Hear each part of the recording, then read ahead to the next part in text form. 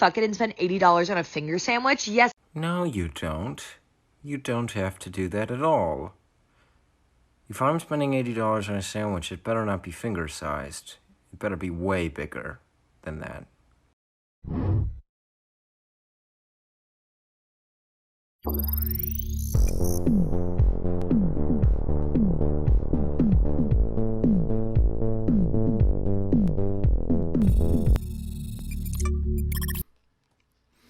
Oh, hello, good morning, BBs. Oh, it is too early. It sure is. Welcome to the first, best, and only morning show in existence.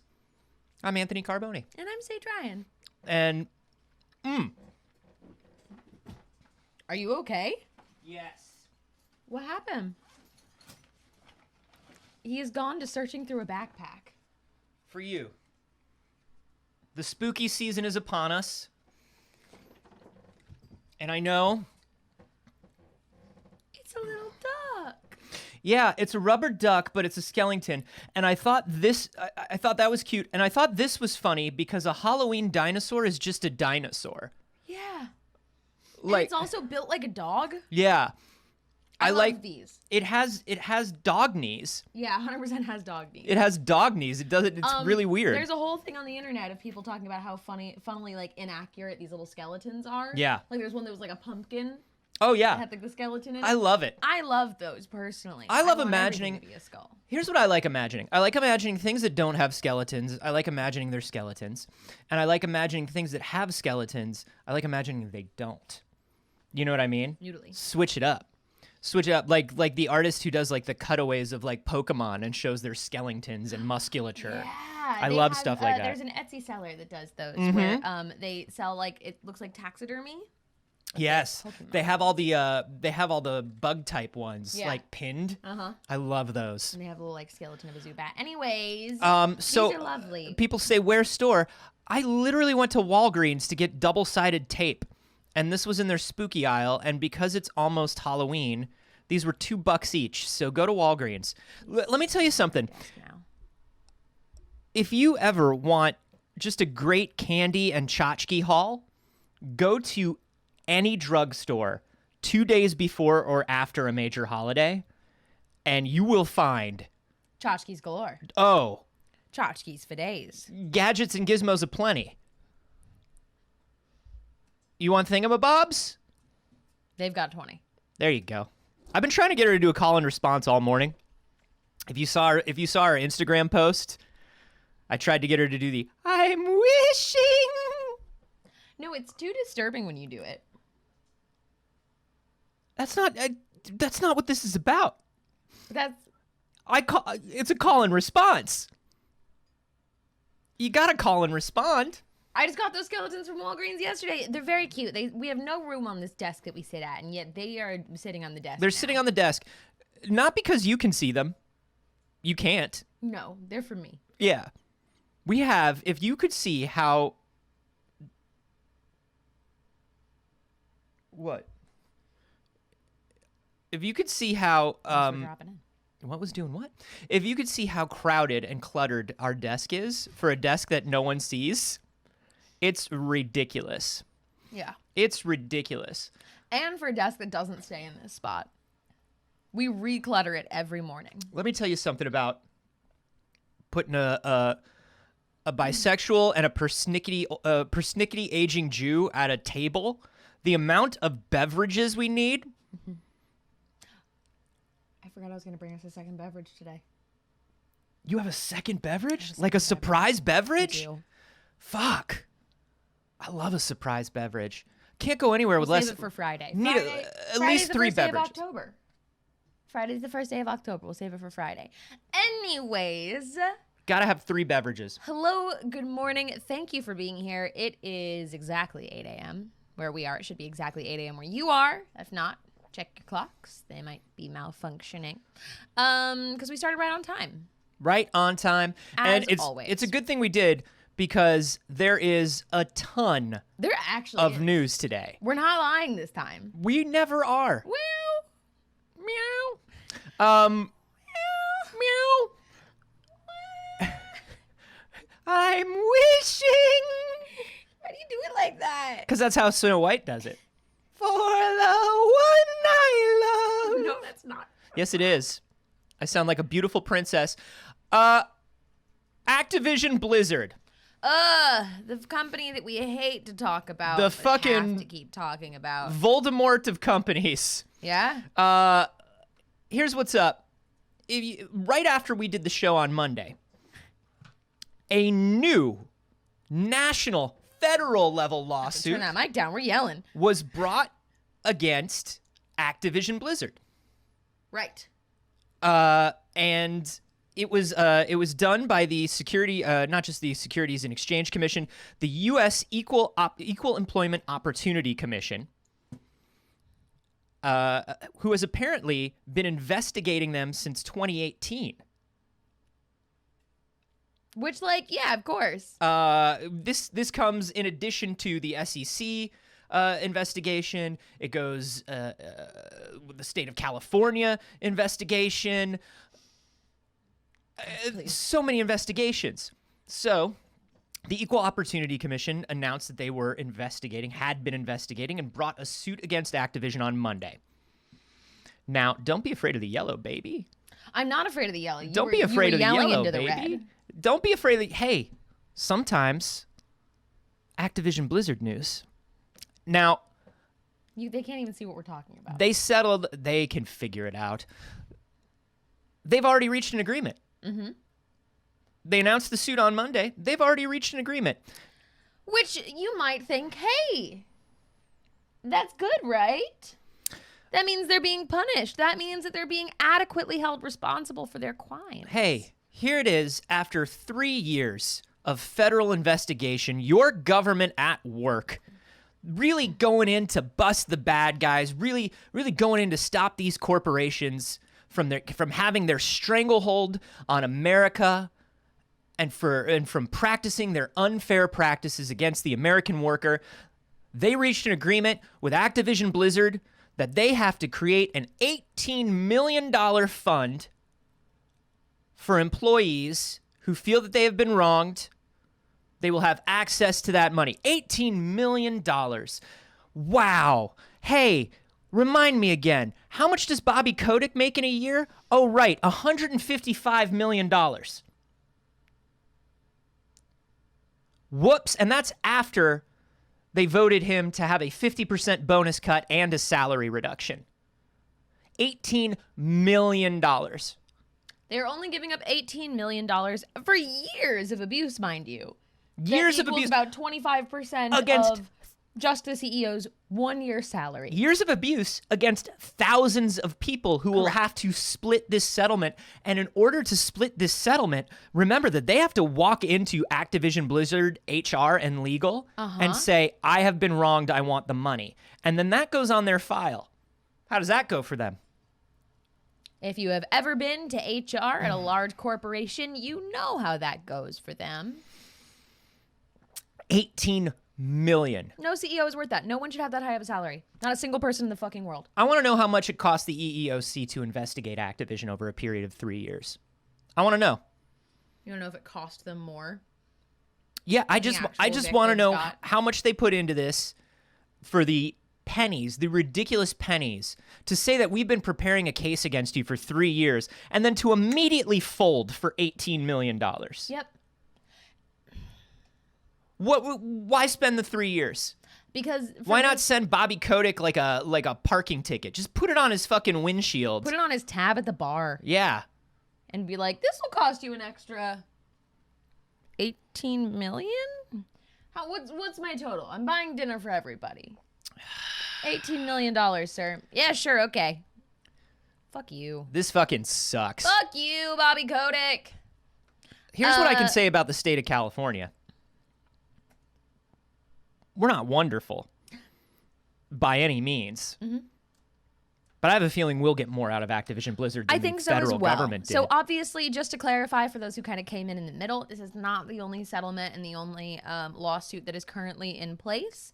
There is still the biggest one that has been talked about, which is the case directly by the state of California. But this should have been higher. There's also an SEC complaint of mismanagement Huh? The fact that it's a fund It's a fund. and not directly a payout to the victims. Ugh. Hate that for them. Also, in addition to remember, there's the California investigation of the same malpractices. There is the SEC investigation of hiding information from investors.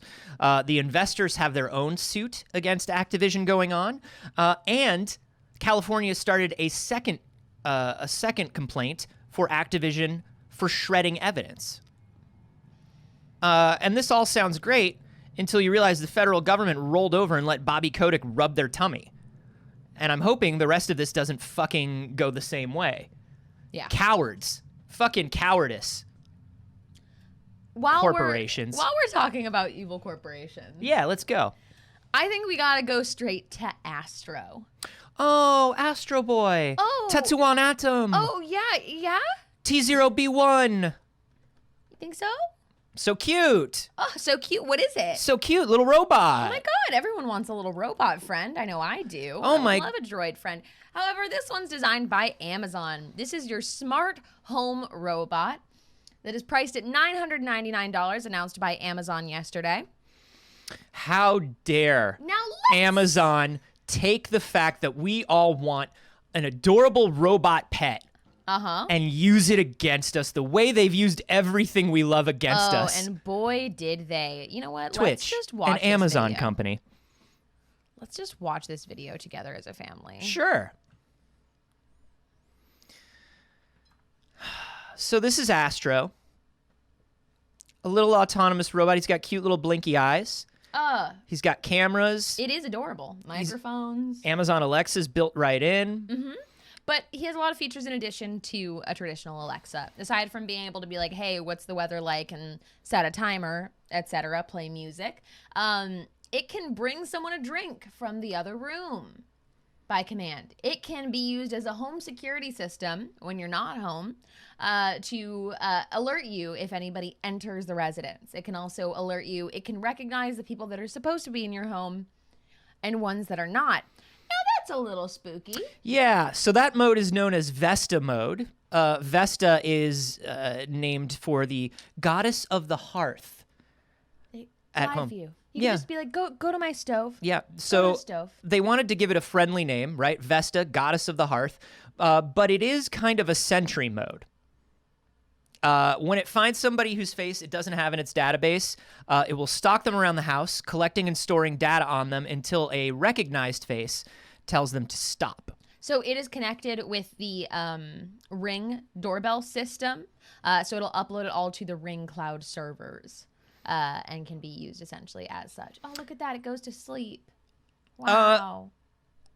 As you might imagine, investigating possible unknown person, Jesus.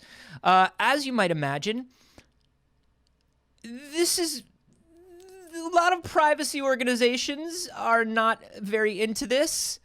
And also, No. it's it doesn't work as advertised, apparently. So first of all, let's talk about the invasiveness of Astro. Because that's a huge deal. That's a huge deal. All of this data goes to Ring and goes to Amazon. Right. Vesta slowly and intelligently patrols the home when unfamiliar persons are around, moving from scan point to scan point, looking and listening in for unusual activity. It moves to a predetermined scan point and poses to scan in any given room, looking past and over obstacles in its way. Because it has the camera that like extends out of its head and up. So basically, this is a robot that's designed to constantly be taking in information. If it's following you around the house, that means even when you're not talking to it, it's listening to what you say. This is an Alexa with a smiley face painted on it. Which is like the progression, because they recently did an Alexa or Echo upgrade that sits on a countertop. Yeah. It rotates towards you. With The a Echo little Show, screen. yeah. The Show, that's what it's called. Yeah, the latest version of the show rotates with That if you say something, it goes, huh? It's spooky. It's 100% spooky. But on top of all that, It also apparently doesn't work. Sure. I love when the police state brings me a beer. Yeah, right? Tiny little narc. Astro is terrible and will throw itself downstairs, developers reportedly claim. Good. Good. Developers have called it a disaster. These are people internally at Amazon and also people who are developing third-party things for the robot. They've called it a disaster that isn't ready for release. Another said it was terrible and that it was absurdist nonsense, that it could be used for elder care or watching people who need it at all. Absolutely not. The sources also mentioned that the bot doesn't handle stairs well, with one even saying it would throw itself down them if presented with the opportunity. Same. Honestly, the one thing they did right about this robot is making it suicidal. That's literally the only thing they got right about Scott their little Davis narc bot. in the live studio audience said, Roomba that can't clean and spies on me? Sign me up.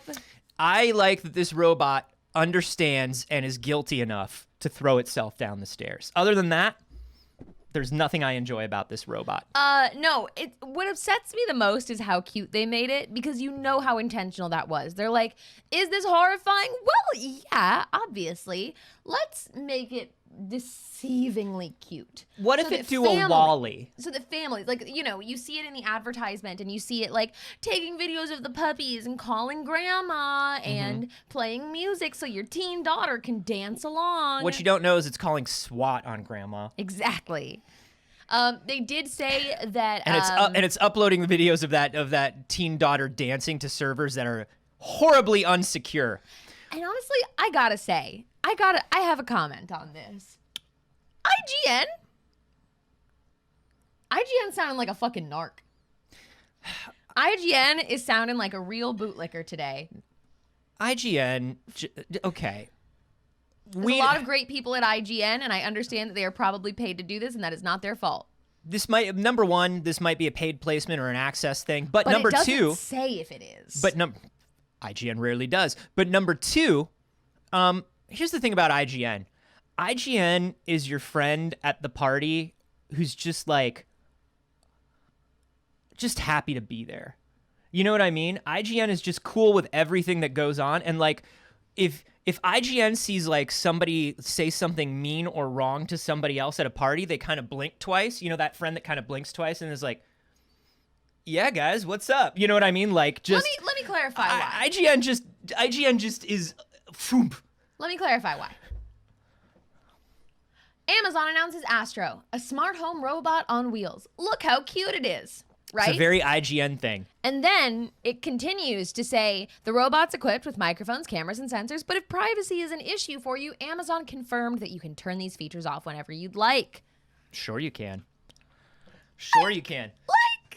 Alonzo brings up a great point that I was going to get to. The other thing about the Ring network that is owned by Amazon is the police call up Ring and go, hey, Ring, we'd like all of this person's camera data. And Ring goes, well, if you're a cop, we'll give it to you.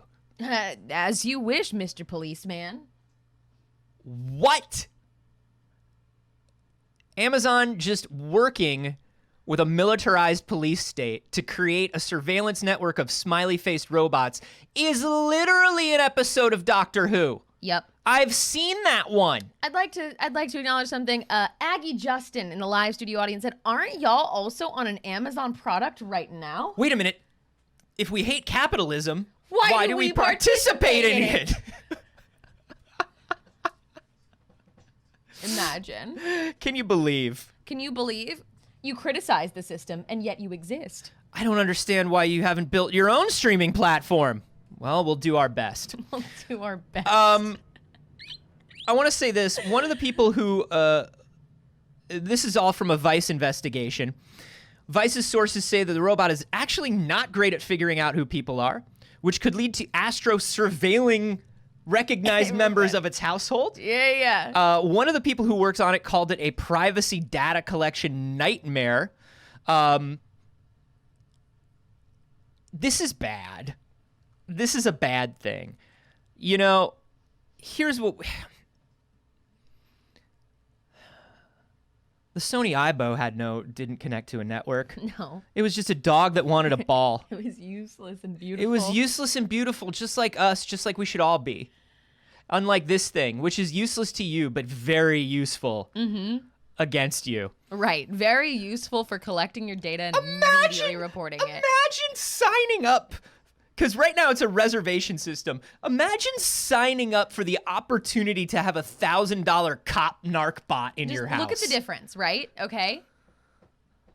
So, the IGN article. The PC Gamer article.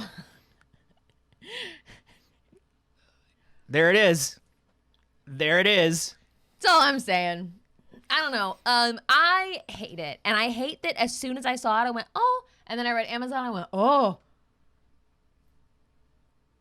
Here's the thing. So many small companies and independent companies have tried to create something like this, and it simply didn't work because they don't have the resources or the network of Amazon. The unfortunate thing is that the world is built so the only people that can build your adorable robot buddy are exactly the people that shouldn't be building your adorable robot buddy. Yep. And I hate that. Yeah. I hate it. Need to step up antitrust in the U.S. Stuff is getting out of hand. No Yeah. shit, man. Yeah. Yeah, dude.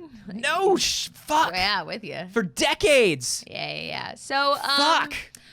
Don't Jeff buy an Bezos Astro. is an actual supervillain, and these are the things that Jeff Bezos puts in your house that will eventually make you just eliminate the even small illusion of privacy you still have.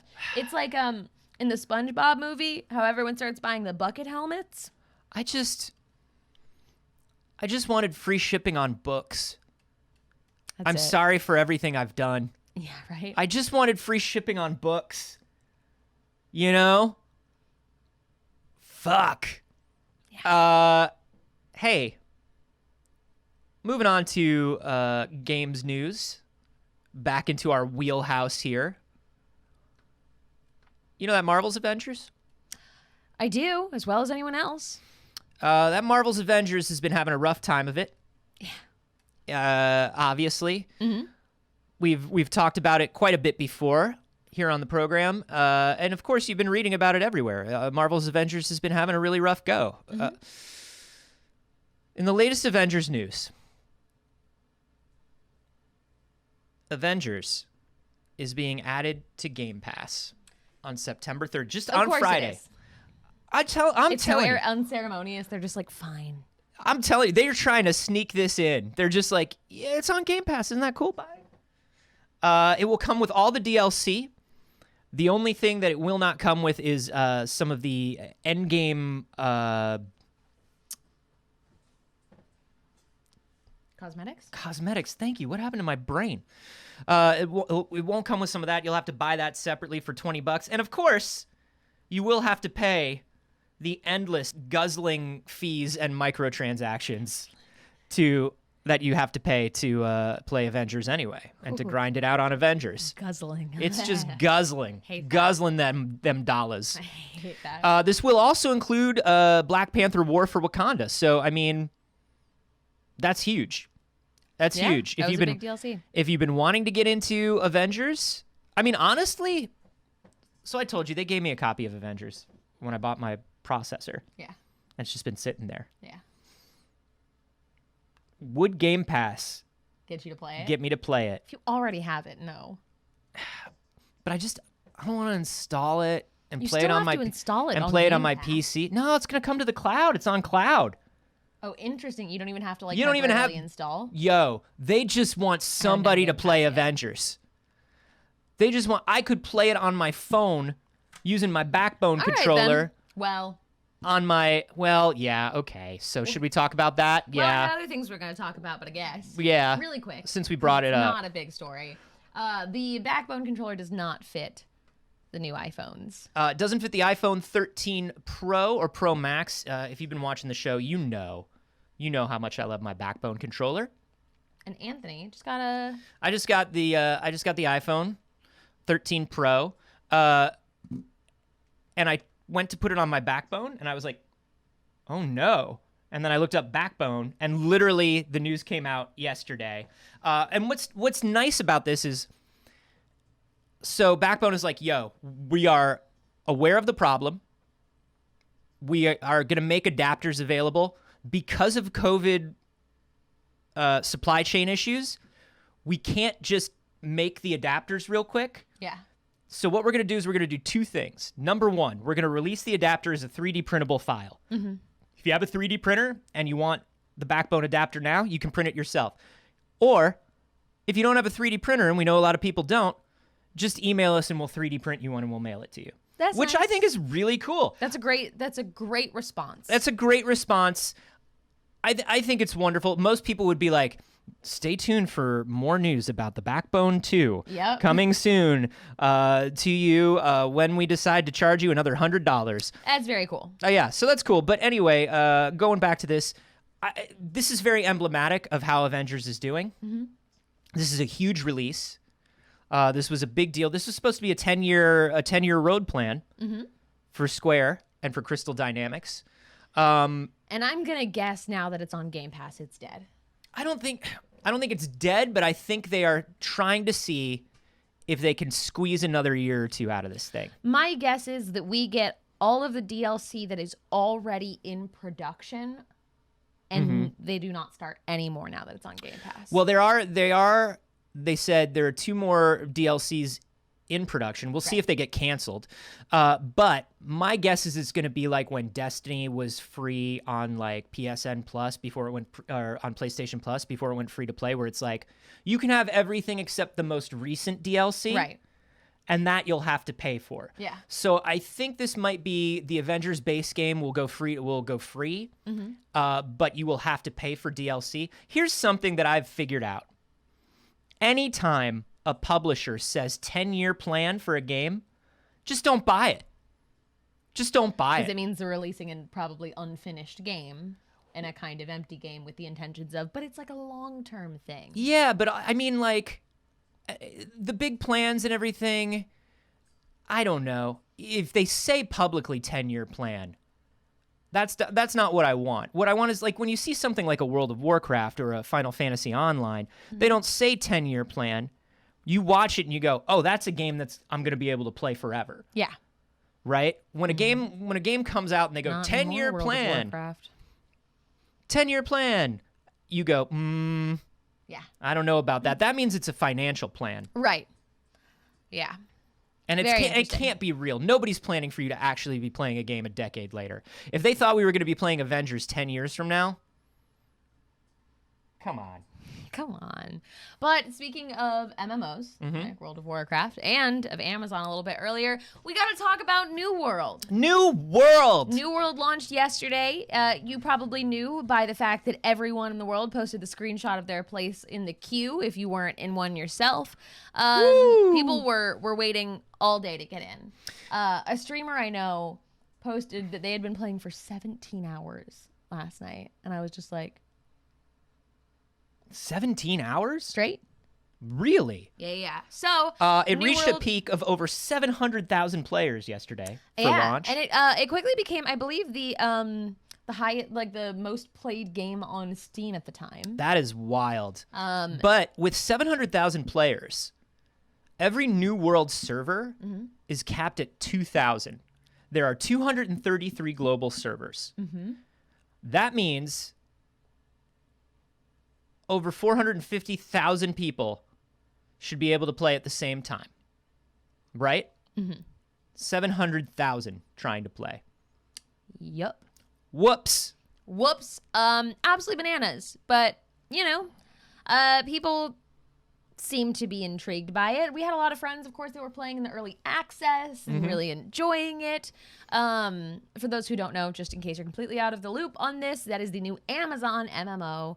And what are the reviews like, Anthony? Oh, Saige, I'm so glad you asked. Adam Bankhurst over at Kotaku put together some of their favorite Steam reviews for New World, and I think it is very funny, some of these reviews. Best tree cutting sim. I liked the one above that one. Have you started grinding, son? No, Dad, I'm in queue. Thumbs down, no cat girls. Probably a Final Fantasy 14 player. I waited for this game. I waited so long for this game that I got bored and had 2 kids. This is a positive one. People are really into it. I have 300 hours between the alphas and both betas. It's been extremely fun. Love to hear that. Yeah.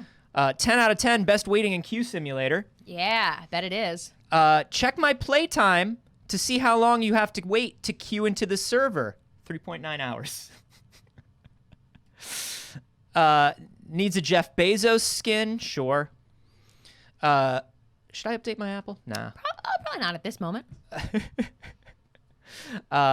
Server holds 2,000 players, 15 Australian and Asian servers. Game is capped at 30,000 players for the region. Currently, there are 32,000 players. You legit couldn't join if you wanted to.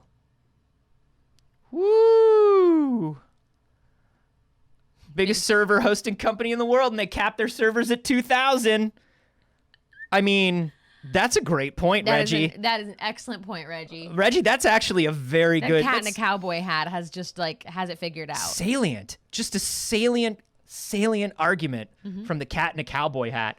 61 hours, got nothing, had some bugs, nothing unbearable. System is a lot of fun. Feels a bit weird that there are taxes in an MMO created by Amazon. Doesn't it? There is an exploit that lets you pay no taxes once you make enough money, though. Of course. I'd also like to talk about something else that came up. I'm queuing. I really don't like that. It's an alarm in my brain.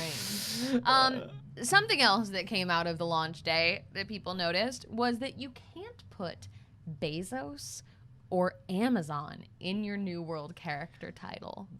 How odd. Odd. How The game strange. also bans variants like Bezos with a 0 and Jeff B. You cannot run around as a parody of Jeff Bezos. What if my name is Jeff Baker? Right? You can't. I can't be Jeff B? Sucks to be Jeff Baker. He will not be made... The Beezy will not be made fun of by you. No, the Beezy will be taken seriously. The Beezy is a benevolent god who invites you to his new world. And if you cannot be respectful to the Beezy, then you will be banished. Banished! I just Not wanted... easy being Beezy. I just wanted free shipping on books. That's it. That's it. Now we're here. It's funny. The PC Gamer article has a thing in here that says, I had my heart set on exploring the world as Jeff Bezos' wallet. Now what am I supposed to do? Bezos gets locked out. Anything with Amazon or any variation of it. It's the same. You get the same response that you put if you were to put a swear word in your name. That's hilarious. We do not take the Beezy's name in vain. No. Not in the New World. No. In the New World, we all are benevolent under the Beezy. That's the weirdest thing about New World is that when you go into the hub world, and I thought this was super strange, just a giant 400-foot tall statue of Jeff Bezos riding a lion. And in order to save and load your game, you must bow at the lion. I thought that was very strange. PC Gamer's Chris Livingston had the bright idea to try Beth Bezos, and they forgot to lock that one out. So, hell yeah. A+ workaround. Beth Bezos. Somebody got it. They said they didn't actually get their hands on it. It wasn't locked out, but someone else had it, which is very funny. So someone else got it first. That's like I remember the day DC Universe Online launched. Greg Miller and I were trying like every permutation of Superman and Clark Kent, and we were just like, they've got them all. They must have sat in a room. They got them all. And he's like, they really did. I feel like we should start only calling him Beth Bezos. Beth Bezos. Jeezy Beezy. The unionized Amazon was denied. Oh, that's a bummer. Weird. It's like As it's in the been game, denied. as it is in life. Right. Bathroom breaks were denied. If you try to name your player Bathroom Break, it won't give it to you. Unacceptable. Living wages also denied. Can't do it. Health insurance denied. None of those names are available in New World. Not at all. All right, back to other games. Dead by Daylight. Dead by Daylight. Dead by Daylight's been nailing these updates right now, and we have a new survivor this time, and she's a cute modern witch. How was this not already a thing? No, most of the survivors are kind of dorks. Yeah. Well, I guess because when they started, they wanted it to be the horror movie tropes. Yeah. But as they've built out the game, I'm shocked. Most of the people I know that play Dead by Daylight couple of really cool are like girls. witchy women. Yeah. Most of the people I know that play Dead by Daylight are witchy women. They've got a couple of cool women, and I can't remember the name of the one with the nails. That's the character I play when I play, and I haven't played in so long that the name is just out of my brain. Are you gonna be cool, witchy lady? Oh, of course, 100%. Her name is Michaela Reed. She writes horror stories and loves Halloween. We don't know what perks she's going to have yet. Very exciting. I'll definitely sign on to play Michaela. I'm more of a survivor myself, but I'm also a fan of team mentality in gaming. I don't like being the asymmetrical one. Yeah. I'm not a fan. Me neither. It's like being a kid and being it in tag. Like, genuinely, it sucks to for me. It sucks to play a game that involves everybody running away from you. Yeah. You're like, no, I want to hang out. Can we hang out? No. No, Cannot absolutely hang not. out. Get away from us. So this is very exciting. Do we have a date for this? Bing, bing, bing. No, not on here at least.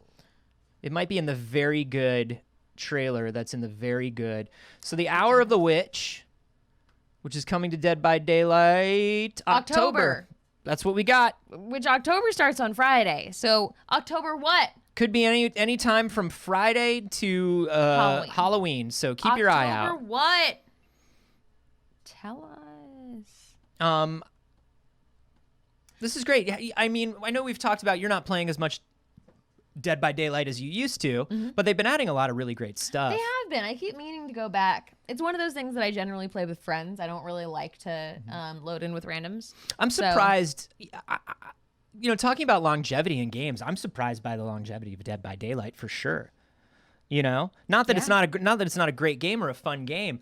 It's just the lifespan on games like this usually isn't as long as Dead by Daylight's has been. Yeah, I mean they've done a really good job of keeping the game fresh and interesting.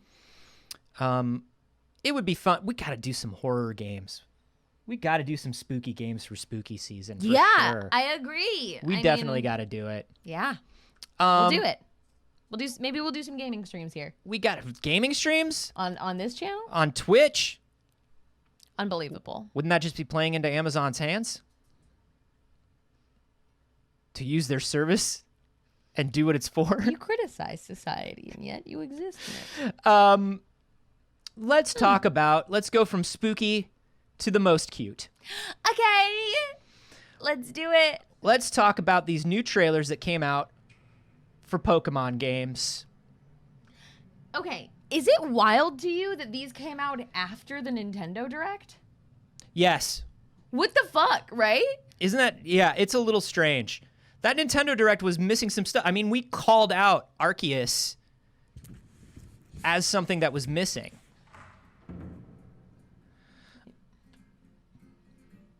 Some of the things that were mentioned in this trailer are a free camera for battles, which I think is very interesting. We do spend a lot of time writing this. Music. Could you turn it down for me? I'm just like in my actual ear. It's killing me. There we go. Yeah, we do spend a lot. We of spend time a lot of time around. writing, but instead of gym leaders, you have wardens because Which wardens? Yeah, I don't like it. feudal Japan. Wardens were just protectors of areas. Yeah, I get it. I know it has a weird connotation It here. does here in the U.S. But historically, it has prison connotation. yeah, historically it makes sense though. Where's this little cowboy coming from? Oh, Cleaver. Now this is great. This is a new Skyther evolution. Look at that little guy. Team hairdresser. Yeah, excellent. I'm very excited for this game. So good. Oh, Chloe with the flowers said, planning to make this or maybe Diamond Pearl my first Pokemon. I'm excited for it. That's so exciting. Yeah. I'm excited for you. Should be a good one. Here's Jubilife Village, where you customize your look and then your Pokemon's looks. I would recommend if you're choosing between the two, my unsolicited advice would be Diamond or Pearl, because you're going to get a better idea of what the rest of the Pokemon games play like, as this is a particularly unique open world Pokemon game. Yeah. Arceus is going to be very, very different structurally than previous iterations of Pokemon games. I recommend both, but maybe start at Diamond and Pearl if you want to get into what Pokemon is like. So here's where we see some of these new battles, and when you're talking about these kind of new changes, these are noble Pokemon. These are boss battles that have been the Pokemon have been blessed, and they're like golden Pokemon that you have to fight. Yeah. There's that new Skyther evolution, Cleavor. So interesting. And in the boss battle, it's free moving, real time, with a 3D camera, which is something we've never seen in a Pokemon game before. It's so interesting also to see a person directly battling the Pokemon, as opposed to just... Yeah, well, you can see they've called out their Pokemon, but they're also when you're throwing the ball and throwing items at them, it's real time. Yeah. And you see the trainer doing it. Fascinating. Very interesting, and I'm very excited. It cannot come soon enough. Please get here. Please get here now, please, Arceus. And speaking of Diamond and Pearl, we also got that Diamond and Pearl trailer. We got some new updates on that. Boop, boop, boop, boop, boop. I'm very excited. A Diamond and Pearl, Diamond was the perfectly timed high school, I think. Yeah. Game for me. It's a big deal. It was a big deal for me. So here's the new Poketch. The Poketch was the bottom screen of your DS, but now it is something that you call up into the corner of your screen when you need it. And it's got a very Game Boy Pocket, Pikachu Pocket looking Tamagotchi-ish. Yeah, it is Tamagotchi-like. And one of the things that they show is when you need to call out a special Pokemon. So you need a Pokemon that can swim or that can break a rock for you. Yeah. You used to have to carry that as one of your 6 Pokemon. Yep. Now you can use your Poketch to call it in, and so you don't have to waste a slot on your squad. Which is very interesting because they started introducing something similar, but not as helpful in the Alola region games. This is Amity Square. Amity Square is where you're going to do your making your snacks like you did in Diamond and Pearl to give to your Pokemon so they can participate in the beauty contest. Yeah. But this is also a place where you can do little Pokemon mini games now. It's like a little Pokemon park where they can play and they can do little stuff. It's also where you're going to do your customization. The more I see, I know people are kind of meh about the chibi overworld, but the more I see it, the more I'm it looks like Pokemon to me. I'm deeply into it. It's weird to me when they go into close-up dialogue and they're still chibi. I'd like them to morph into their real, more detailed models. Like this? Yeah. But when they're talking before, yeah. Because obviously this is the extended one. This is what they look like when you get into that. But there are times where you get into dialogue and it's not a cutaway scene and you're still getting... But you get chibi those faces. cutaway angles. Yeah. And it's so strange to me. That's weird to me. Yeah, I get that. When it gets close up like that, I want to see their actual detail models. It's not weird to me because in the classic game, they would also be chibi-fied. They would just also be that little 16-bit.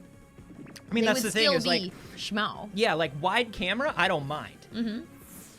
But there's something about when they zoom in. Doesn't bother me. It's weird. Personally, I don't mind. Hey, if that's the only complaint I have about this game, It could be a great game. it's going to be a great game. Continuing with cute shit. Let's talk about Nickelodeon All-Star Brawl. Listen up, noobs. You're probably not on my level, because I'm a Nigel Thornberry main. I've decided. We got 5 minutes of Nigel Thornberry gameplay. Let's mute that because it's just talking. It's going to be hard for us to talk at the same time. Mm-hmm. Oops. Hold on. Oh, God! Anthony! The spreadsheet! Okay, hold on. Hold on, I just spilled water.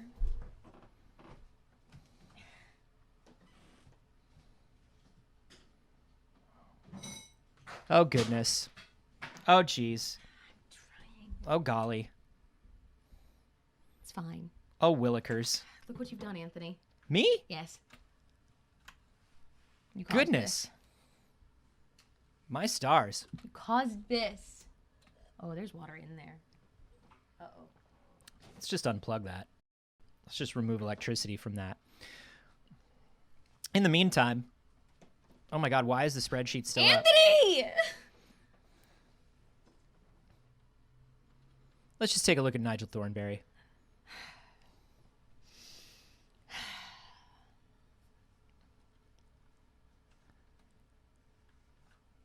Just enjoy the Thornberry, will you? While we're working on this. I'm just gonna leave that upside down. This is, of course, if you haven't been following it, Smash Bros. But Nickelodeon's making it. And it's very good. Or at least it looks very good. And the reason I want to be a Nigel Thornberry main starts around here.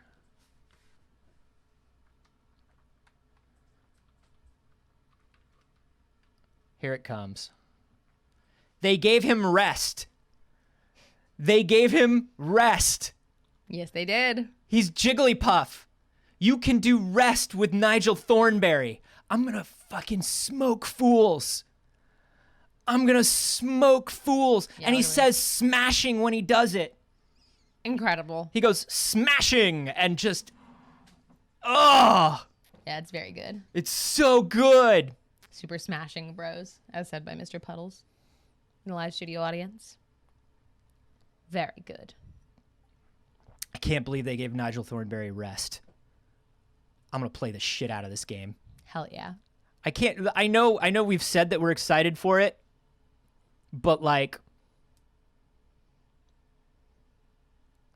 I don't know why it was that moment, but it was that moment. Interesting. And now Okay. I'm very into it. And they know what they're doing too. Like they know they are entering the proper fighting game category with this by the way that they're releasing the gameplay footage. I can tell, which is really cool.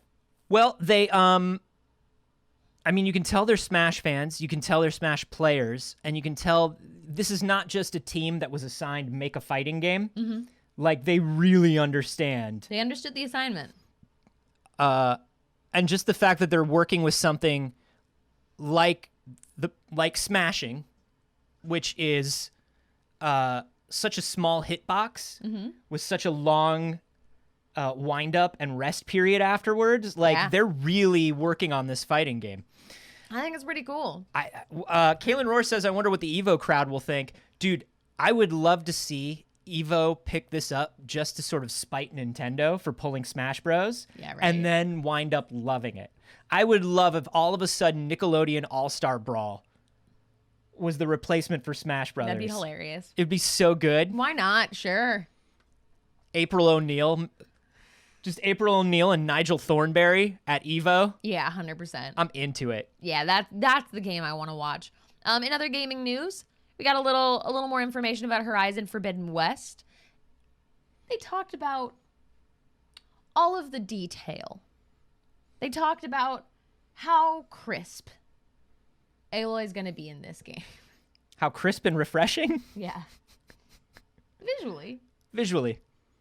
The word crisp works there. It works. It's crisp. It's got those crispy pixels. You're acting like that's not a word that can be used about No, I'm like, agreeing. I'm clear agreeing with you. things. I'm agreeing with you. Anyways, Crispy. move your mouse. They said she's going to have peach fuzz. That's it. She's so detailed, she has peach fuzz. They literally said that. So they're saying that the PS5 is going to let them, blah, blah, blah, fidelity like you've never seen, Yeah. et cetera, et cetera, et cetera. But they literally said that when they were working on lighting and detail, they added, peach fuzz to her skin. Which, sure. Sure, why not? I don't think I'll ever see it. But why not? Yeah, because you're never going to plug in your PS5. It's incorrect. I will be using it next week. The other thing that they released are the new cosplay guides for Aloy for her Forbidden West look. That's cool. Guerrilla Games is very into supporting the community and the cosplay community. So they showed all the changes that go into Aloy's look. But while they were showing that to the cosplay community, you get to see some of this detail that pops in, and it's like stray hairs. Hair that's like draped over her shoulders and is going to move realistically. Yeah, visible stitching and like all of these things that they pointed out are really, really cool. They do say, just because we've been pushing the boundaries on the PlayStation 5 version of Horizon Forbidden West, doesn't mean that the PlayStation 4 version will be compromised. We tested the game simultaneously on both because it's important to us as a studio to ensure that PS4 players get an equally immersive experience, especially since there are no PS5s. Right. If you, like everyone else, couldn't get your hands on it, don't worry. You still have a good game. We still got a good game for you. Yeah. I think that's fascinating. This is, of course, one of those things. This was on the PlayStation blog.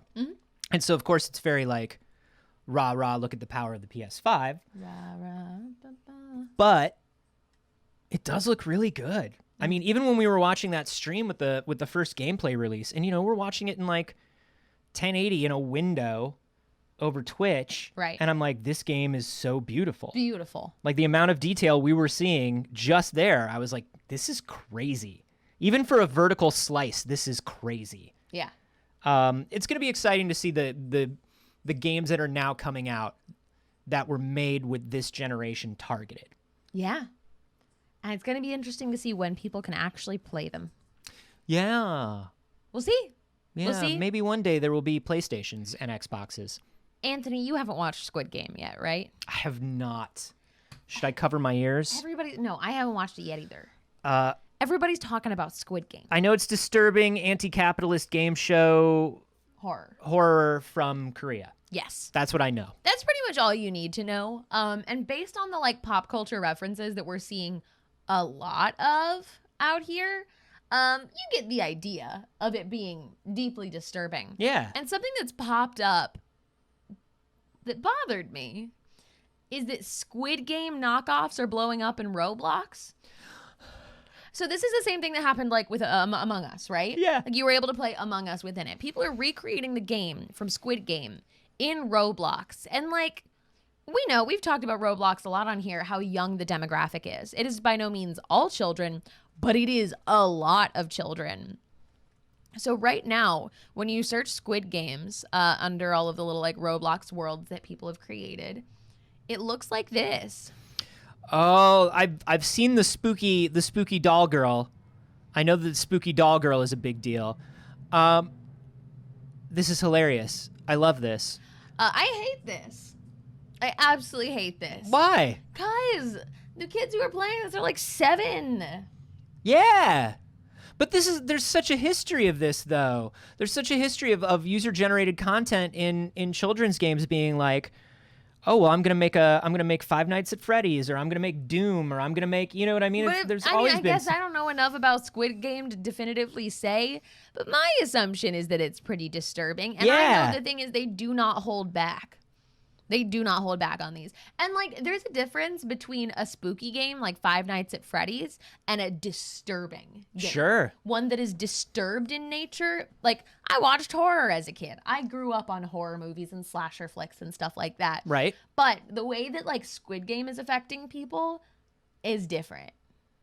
It hits different. Yeah, and I mean, like, you know, Korean horror is also a genre that does hit different than like an American slasher. Like Korean horror is this like thoughtful, disturbing horror a lot of the time, which is awesome. I love a Korean horror film. Yeah, this was actually the first. I think this was the first South Korean production to hit #1 on Netflix. Wow, that's awesome. Like it was #1, and I think it's still #1. So it's. I mean, it makes sense that you're seeing more of it and you're seeing it trickle down like this because I think it's just so part of the zeitgeist right now that even kids are aware of it, you know? Like, look at this. This one? Tearful sacrifice game. Right? Like, come on, right? I love it. You've got to see how disturbing that is. I don't know. Kids have a tendency to be attracted to things that are scary and sort of a bit macabre, you know? Like the first thing kids do, I think, when they get their hands on like game making tools is like, can I make this guy explode? How can I kill this guy? Can I crush this guy? You know what I mean? That's just like what kids do. Yeah. Kids love spooky stuff. I'm disturbed by this. I need to watch Squid Game. I love it. I just got to find a night to do it. I wanted to show off while we're talking about this. You know, one of the things that's like really been popping up lately that we enjoy are these like installations that, like when it came out, we had the Dairy Carnival here in LA. Which was very fun. I enjoyed the hell out of that. Stranger Things did a drive-through experience last year for Bridgerton Halloween. has something coming up. Love these like pop-up experiences. And in Korea, Netflix created a live Squid Game pop-up experience, Which is awesome. and this really made me want to watch Squid Game. Yeah, that absolutely slaps. I want to go. I want to go. Like, I love this. South Korea, can I come? Can I come in? I have no idea what any of these references are yet, obviously, but I love that it exists. There's no restrictions on traveling to South Korea right now. Well, we're going to Squid Game. Everybody, it's too early Squid Game. We should not do that. Gosh, I should watch it. I haven't watched *Malignant* yet either. I've been slow to start on my horror this year. Yeah? Yeah, I don't know why. Interesting. I got to do that. I watched a horror movie already once this season. I've already gotten one in. Yeah. Yeah. Which one? It's about that time. Midsommar. Love *Midsommar*. Did you watch the directors or the theatrical? I watched the theatrical, I believe. Yeah. Because there was like a commentary version and there was the regular version on Amazon. Gotcha. Yeah, I don't know if they made the directors available on VOD. I might have just missed it. Which is like a bummer. It was very good. I enjoyed the hell out of it. It's great. The only thing that the director's cut adds a little more stuff that gives you motivation for why they're sticking around. I feel like there was plenty in what I watched. I don't want to Yeah. give any spoilers, Yeah. but I think I got plenty in what I watched. And it gives a little more context to the relationships too. But I enjoyed it. it's very good. It's very good. It was like 2.5 hours long, so it could have been the director. Oh, I think you probably saw the director's cut then. Yeah. Right. It was pretty tight. I Yeah. enjoyed the hell out of it. So good. Very good time. Ari Aster. It's a horrifying movie. Absolutely. It's deeply disturbed, but very good. Yeah, anything that's like, you know, it's like what you were talking about with Squid Game. Anything that's pinned to real concerns or real sort of situations that humans go through. You know, like Hereditary was about grief and loss, and like Midsommar is about like, you know, sort of forcing emotions in a relationship, and all of these things are very realistic. I mean, here's the thing though. Midsommar is also deeply about grief. Yes. Deeply about the effects of grief. Which is very, very interesting. Grief and loneliness and like, it's a little heart-wrenching, but I enjoyed the hell out of it. There were a lot of people that were disappointed with Midsommar after watching Hereditary. Can't relate. Cannot relate. I love Hereditary. But they were like, it's nothing like Hereditary. And I'm like, actually, I see a lot of connections. Actually, it's incredibly similar to Hereditary. Yeah.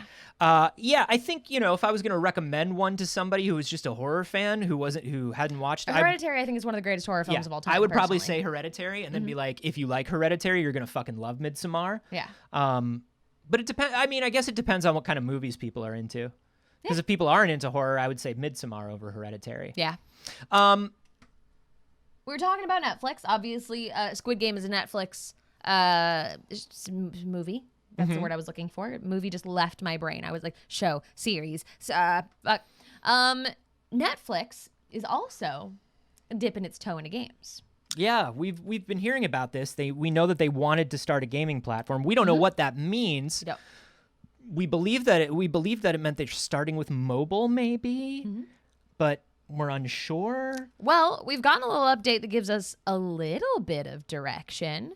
Night School Studio has been acquired by Netflix. And that's a big purchase to get them going. Night School, of course. Oxenfree, After Party. Yeah. They've made a bunch of they made some good games. And they were very story-driven games, which is interesting because that does kind of nod towards potentially what Netflix is moving towards and what Netflix would probably be good at. It would make sense and naturally for Netflix to do very story-driven and story-based games. Well, we know that before, oh my gosh, the name of the company they did Batman, they did Walking Dead, Telltale. Man, we are both struggling this morning. Telltale was working on a Stranger Things project. Yeah. We know that was happening before they shut down. So Netflix sort of knows, and then you look at things like Bandersnatch, where they're experimenting with interactive. They know that they are a place where stories get told. Games. Yeah. They know that they're a place where stories get told. They make creative IPs, and those stories they lean more towards that sort of game. At least. And After Party was so fun, and I feel like it didn't get it just didn't get the love it deserved. Got no love. Should have gotten all the love. Yeah. Great game, great cast. So I'm hoping that this is a good thing for both of them. A lot of the time it's scary when these smaller companies are acquired by a behemoth like Netflix, but I hope that it actually does something good for Night School. Yeah. And I genuinely think that it could at this point. We'll see. I think the other thing that's interesting too is some of the biggest successes that have come out for Netflix. Like we were just talking, Castlevania, The Witcher. We're talking about all these things. They're in games. And hey, Netflix doesn't own those games, and Netflix is probably thinking to themselves, man, I wish we should own that game. Yeah. And then we could make a game and then make a series afterwards. Or we could take a series and turn it into a game. Exactly. We should be thinking about it in a way that goes either way. I could absolutely see Netflix doing something with Oxenfree or After Party. Yeah. At the same time, Sean Krankel put out the official statement. He's the head of Night School Studio. Which was very lovely. It's a very lovely statement. Sean said, of course, it's a surreal honor to be the first game studio to join Netflix. Not only do we get to keep doing what we do, how we like to do it, but we get a front row seat to the biggest entertainment platform in the world, which is very, very cool to hear. They said, for now, there's a kaleidoscope of butterflies in our team's collective stomachs. Apparently, that's what you call a group of butterflies, because we truly believe we've got a chance to positively impact the way that people discover, play, and share story games with each other. That's nice. I mean, that's very lovely. And I think they're they're a small studio, and I think it's probably great for them to have Netflix's resources. They seem to be saying that Netflix is respecting their studio culture, and it seemed like a good fit. They did clarify. I love that they put that in there of what we do and how we like to do it. Yeah. I was like, ooh, that sounds nice. I think that's wonderful. I have a feeling a couple people were probably trying to acquire Oxenfree, and if not actively trying, there were a couple offers out there. So it's interesting that they decided to go with Netflix, or that Netflix was a fit. Something else that you may be wondering about, Oxenfree 2 is still in development, and it will still be coming to all platforms it was announced for. There's going to be no change to Oxenfree 2. But we do not know what's going to come from them in the future. But this is going to make waves. This is going to make waves. Because we already know that Netflix is probably not interested in a traditional retail, you buy a copy, you pay a price model. No, most likely we understand that it's moving to an additional streaming service. Could be interesting. Could be interesting to say buy. That initially, they would want to launch their game streaming service as part of Netflix. Yeah, and I think that's great. Yeah. Right? You think about try it for a little bit for free, I bet. You think right now about Apple One, right? And so Apple One, you get Apple TV, you get Apple Arcade, you get all this stuff, and some of it's stronger than others, and some of it's working better than others. I think if Netflix can just figure out a way to keep everything in the Netflix app you already have, but allow just low latency controller support, because they already have a great video streaming engine. Yeah. They're streaming 10-bit HDR 4K. Right. And it looks great. Very interesting to see. They could be a competitor. What I think will also be interesting is how many people are watching Netflix on their Xbox. And then you open up Netflix to open up a game You open up Play your it on Xbox to open up. Yeah. Can you play Netflix games then on your Xbox? I don't know. We'll see. We'll see what kind of agreement is reached, obviously, as this moves forward. But I'm excited. I think that competition is good, especially as we're getting to Game Pass having such a monopoly. Yep. Netflix is obviously a big evil corporation. I'm sure like all evil corporations are, but Netflix has not done anything to make us worry yet in this scenario. Yeah, I think something that I oh my God, what is with my brain today? Wow. Just gone. Really is too early this morning. I had a salient point, but it doesn't matter. That's okay. We're letting it go because we're moving on. It We'll sounds let it go cool. and we'll move on. Let's move on to this thing that Igen did. Yes, back to IGN. Igen is currently running a fan-voted best games of all time bracket tournament. Mm-hmm. And I saw the finalists. They're going to be announcing the winner today. And I just Saige, I don't know if I'm from the same universe as most people. I don't know if I belong in this timeline. Anthony's not like other gamers. I just think about it, it's like maybe Let's look at this bracket. Let's see what's upsetting Anthony so bad about this bracket for those who haven't. Okay, so what this is the best video game of all time bracketing system by IGN, sponsored by Hulu. So they gave you a big old list. You've got The Last of Us on here. You've got Super Mario World. You've got Super Smash Brothers, Halo 2, Street Fighter, Pokemon Yellow. Man, you've got Dark Souls, Animal Crossing, Hades. The initial list is great. The Right. initial list is great, but I want to talk about some of these, even these early round. Show them what's on there. These early round knockouts are crazy to me. So like, here we have Chrono Trigger and Burnout 3 Takedown. Move your mouse. Here we have Chrono Trigger versus Burnout 3 Takedown. The winner is Burnout 3 Takedown. Okay. Then we have God of War 2018 and StarCraft. God of War wins. Very odd.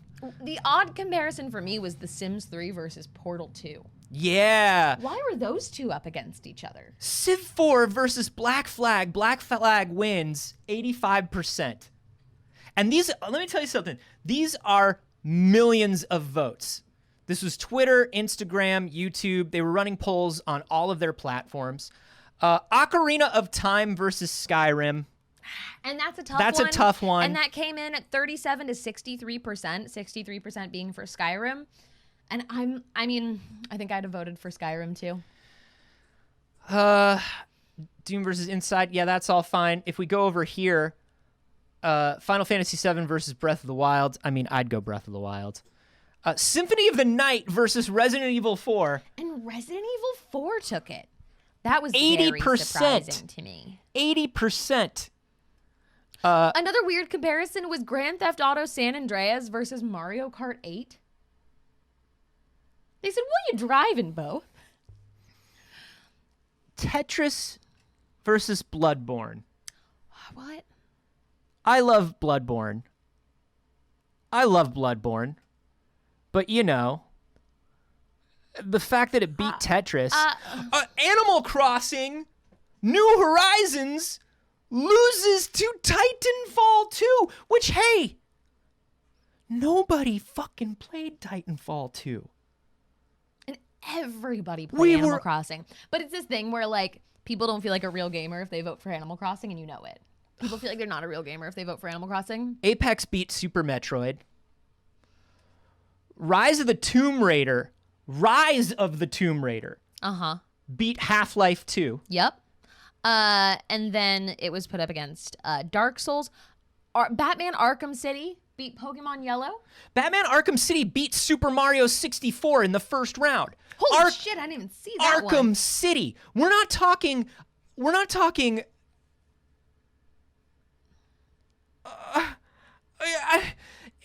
it's not even the first one.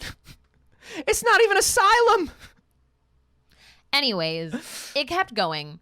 And now you look to where we got, right? Okay. So you're seeing right here, we've got Grand Theft Auto 5, unsurprisingly making it right up to the end here.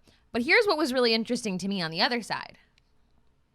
Is Grand Theft Auto San Andreas made it to the other side of the final bracket. It was We nearly. almost had Grand Theft Auto versus Grand Theft Auto for the 2 best games of all time competitors.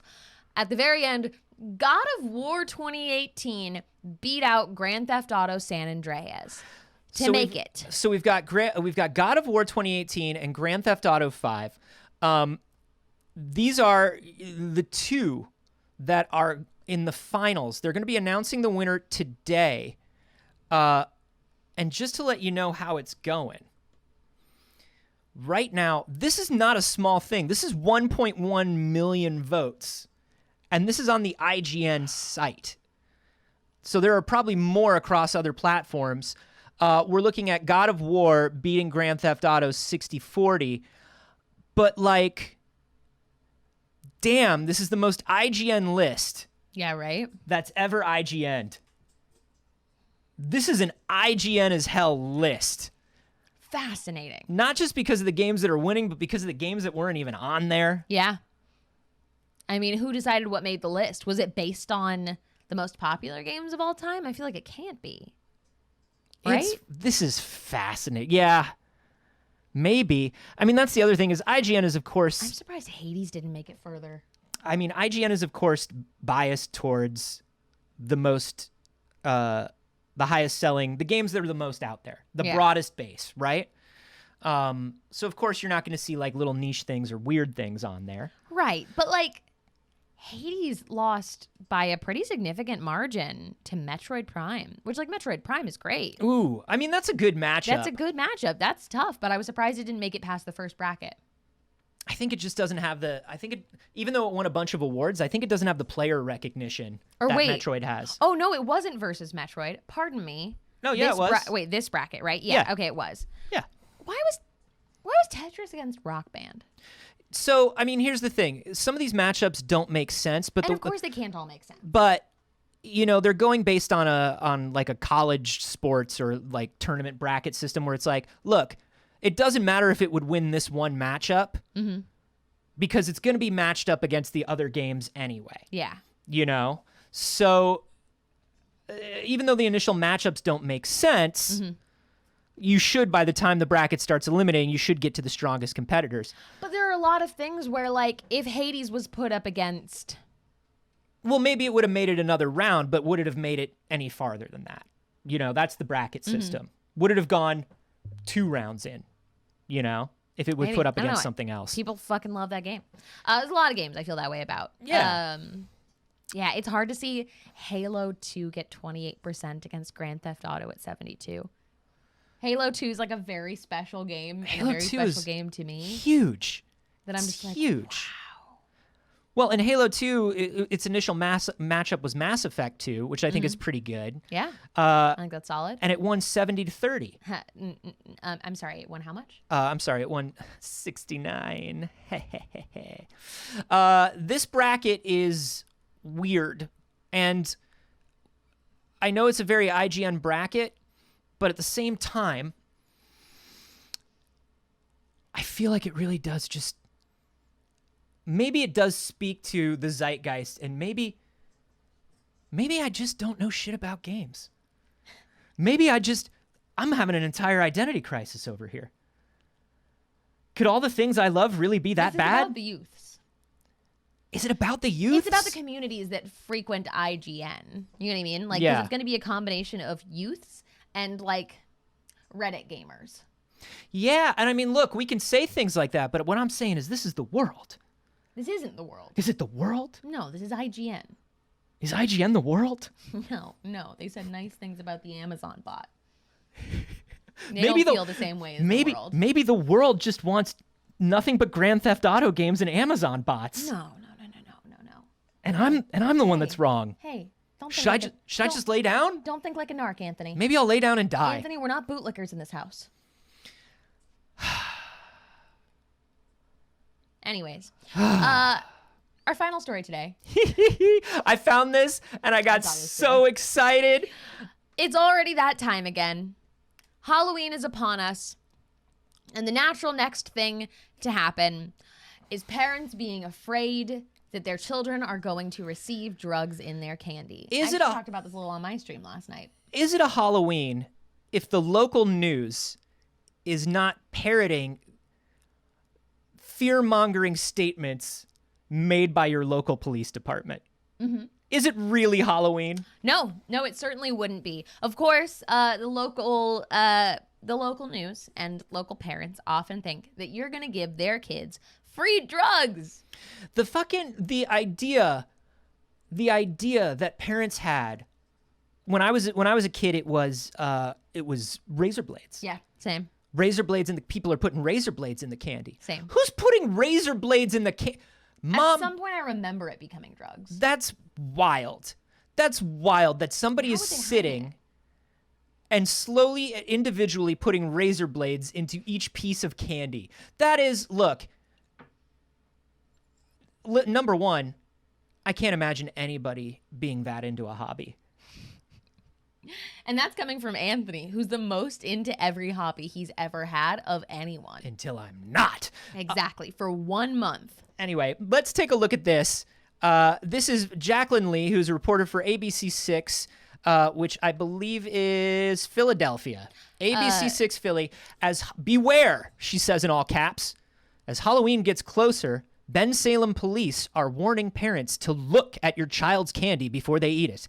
They confiscated these snacks that look a lot like the real thing. All are laced with THC. Yeah, those really look like the real thing. It literally has THC stamps on it. You buy this shit at the dispensary. Number one, it's not cheap. Who is the kind neighbor who's spending $30 on everybody's candy? Absolutely not. $30 per child. If your kid gets handed a bag of Cheetos that looks like that and you didn't look at that, also, I guess. If your kid gets handed that bag and you're not friends with that neighbor, become friends with that neighbor. What? It's not subtle. It's not subtle at all. They're like, it looks like the real deal. You mean edibles? Yeah, it looks like edibles. Yeah, it literally says medicated sweet tarts. It has pot leaves all over it. And what I love is go back to that, because what I love is the Ben Salem Police Department bought snacks that have the California only seal on the bottom corner. That's the California dispensary seal on the bottom corner. And they were like, watch out. People are lacing these snacks. They're not lacing them. It's baked in. It's an expensive process. Those snacks are not cheap. Look, I've never had an edible in my life. And yet, that, from a mile away, that's an edible. Imagine being afraid that your neighbor is going to spend $30 to calm down your child on Halloween. You should be so lucky. You should be so lucky as to have a neighbor that's like, hey, I get it. These kids are all riled up. Here you go. We're not encouraging giving edibles to children. We're no, not gonna do you that. don't give edibles to, but that's what I'm saying. Nobody no gives one's doing edibles it. to children. No one's doing it. Stoner patch dummies. Watch out. They're the real deal, everybody. To the untrained eye that isn't law enforcement, this might look like regular candy. Sour and sweet, then stoned. You might be able to see these subtle clues if you're a trained law enforcement professional like I am. They had an excuse to buy edibles on the police budget. That's it. They just had an excuse to buy edibles on the police budget. And the fucking nerve of police to keep putting out these misleading things. The fucking nerve of police. Full stop. But also, this shit that they put out, this propaganda that they put out to just reinforce, hey, it's dangerous and it's scary and you need us. You need us. Hey. And we don't need any oversight. Who's going to beat people in the street if not the police? Huh? Who's gonna buy these weed edibles and eat them themselves, and then go pick on an innocent teenager? Woo! Happy Halloween season, everybody. It's time. It is that time, and that's how you know it has officially begun. On our next show, it'll be October. It'll be a whole new month. Can I also just say, I'm sorry. Can I also just say, the fucking local news just, hello, police? Hello, anyone who tells us something? Yeah, we'll say it. Sure. Yeah, great. Do I not have to do any work? Perfect. That is because, and this is your reminder, that news, specifically local news, makes its money by scaring you. Fear-mongering is real, and it is the #1 way that they ensure that you will come back for their next broadcast. We They also want you to make be our money afraid. by scaring you. But a different kind. Watch out. A spooky kind. Buck, buck.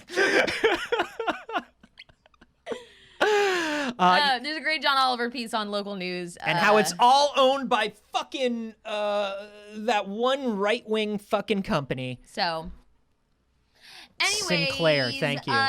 Well, good luck this Halloween. I hope that somebody gives you some free edibles. Hey, me too. That's the nicest thing you've ever said to me. Yeah, it's gonna be. Listen, it's Spooktober. Yeah. You're Friday start. you're a spooky person. Yeah, I just got my hair freshly orange. It's very orange. it is like a blood moon harvest. Thank you, Anthony. That's the nicest thing you've ever said to me. Well, I'm hoping you're gonna give me free edibles. So we're probably gonna do some spooky stuff. I think it's time to start doing spooky stuff. If you have any requests at all, drop them in the Discord. Get into the Discord. It's literally free. You can drop story suggestions. You can talk about what we talked about that day. If you're somebody who goes back and watches the VOD, either on Twitch or YouTube later, it's a great place to converse with the community about it after the fact. If you have any opinions on stuff, boop. Little skeleton duck kisses. I love it. Gotta take the tags off. He's a vampire, but ducks don't have teeth, so it doesn't matter. He's going to drink your blood. If he could just get it. Hey, yeah. Also, check out our TikTok. We've been uploading on TikTok. There's fun clips from the show. We've got... I think they're cute. We got a cute one from It's Too Early. We're that doing some posted good yesterday. ones. We're doing some good ones. So check this out. Go follow us on there. It is And linked hey. right there in the chat, and it'll be linked in the YouTube description as well. If you wanna share those TikTok clips, Ooh, if you wanted to share, they're on Instagram, they're on Twitter, they're on YouTube Shorts. get some new BBs in here, get some new pickles in this barrel. That's an excellent way to help us and support the show. Completely free is sharing the show, letting people know you enjoyed it, and sharing those clips hopefully makes it easier for you. That's what they're posted for. To make it so other people can see it and go, oh, I might want to watch that. I might want to come see those crab walking kids. Woo! That'd be cool. We, of course, stream this show every Monday, Wednesday, and Friday at exactly 8 a.m. Pacific, and we hope that we will see you again on Friday. We have other wonderful shows on the channel. The finale of Trouble in Techburg is tomorrow at 8 a.m. While we're not here for a show, you're already on the schedule to get up at this time. Go and watch Trouble in Techburg. It's their finale, and it's going to be very, very fun. It's such an excellent show running on the Kids on Bike system with a bunch of our friends. Failed Save is still on hiatus. That is our D&D 5e show that you can find both of us on, but all of the VODs are here. We're The sleeping. podcast is up, and the YouTube uploads are up if you want to go and catch up. We've got like almost 50 episodes of this very good campaign. If And it's a you good time to catch up. have not gotten started yet, now is the time. Yep. Please do watch. And on Saturdays, we have Damsel's Dice and Everything Nice. On Sundays. This coming Sunday, actually, is a very special episode. We're having Ian Hecox on for one time on the internet to talk Wow. about YouTube. The early days of YouTube. Old man Ian is coming to talk about it. Very exciting. So, those are some of the ways that you can support the channel, showing up for the other shows. There's also a bunch of people that supported during the show today, which we appreciate so very much. Dropping little bits in and making Anthony freak out about it. We love to see it. What was happening? Yeah. We want to do a special honor roll of all these good BBs. Swerve4122, thank you for the follow. Mama Faraday, thank you for the bits. Obsessive, thank you for the follow. Rachel EU, thank you for subbing for 3 months. We love that. 54 Aquasnakes with bits. Mama Faraday with bits. Auto Anatomy resub for 4 months. Hooray for Spreadsheet. No, no, no. No, no, no. Roof Korean, thank you for following. Underground Fuzz, thank you for gifting a sub to Flatlander73. Flatlander73, you're trapped here now. You can't leave. Davey Dave Boy with the resub for 6 months. Nitro Jesus with the follow. Jeff the Meme Lord 22. Dominican Cat. Queen Rotom. Spicy Moses. None More Black. As thank you for the follows. None More Black, thank you for the sub. As Joriel, 1 year. A whole year. That's so many. Boop, boop, boop, boop. Kalen Rohr with bits. Scott Davis 136 with bits. Alonzo with bits. Tom Biden with bit. With a bit. Hey, it's a me, Chris Pratt, Tom Biden, Kurt Laurelton, Kalen Rohr, thank you for the bits. Jesus Pie with the resub for 5 months. 54 Aqua Snakes with the 200 bits. Thunder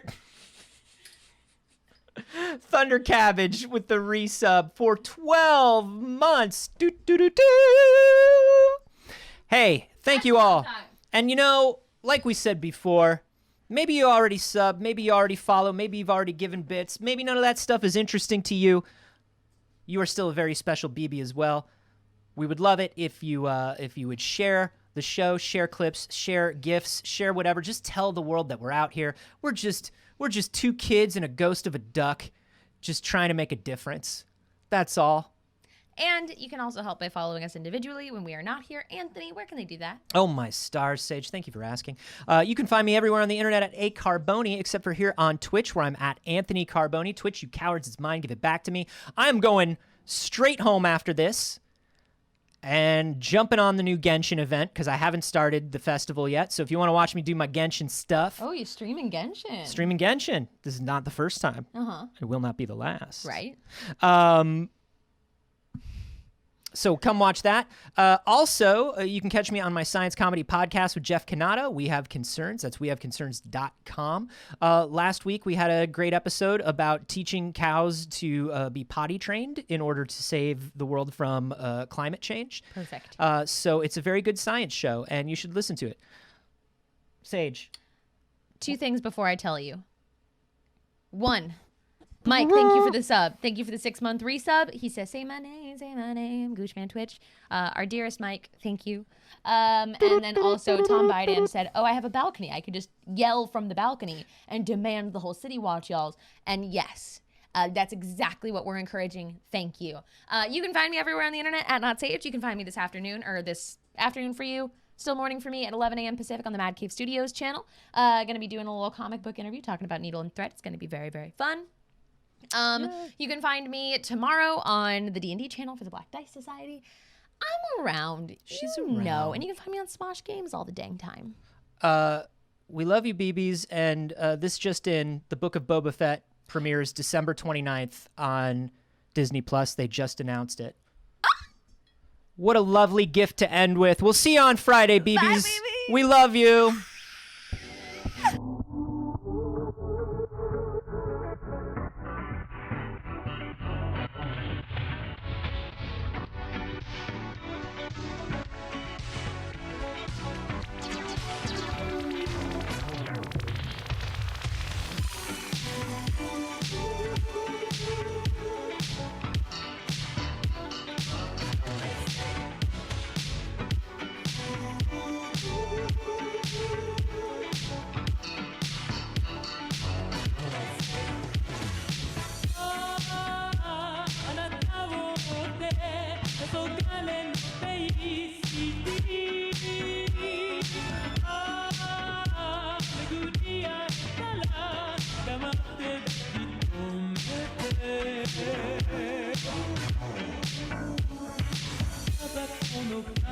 Body